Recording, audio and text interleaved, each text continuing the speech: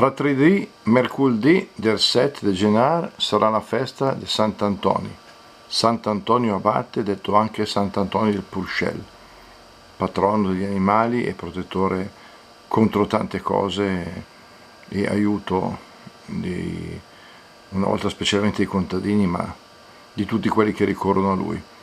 Ecco che dopo diversi anni se faremo il falò di Sant'Antonio ad ogni anno, non lascerei perdere l'invito che feci gli anni scorsi ad accendere eventualmente il lumino alla finestra per Sant'Antonio, ma qui si riprende appunto la tradizione del risotto più benedizione degli animali e falò.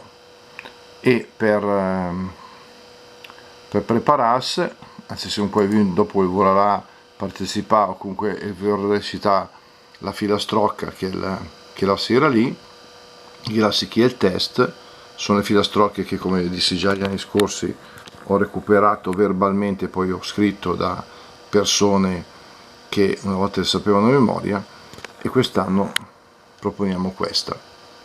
Sant'Antonio il aveva un purcell che suonava il campanelle se rompu, Sant'Antonio s'è scondù sotto una porta, gh'era là una donna morta la parlà, Sant'Antonio le scappa sotto un sidelin, salta fuori un bel ratin, e il ratin alla murdù, Sant'Antonio la piangù per un bel pes, Sant'Antonio che l'era vec.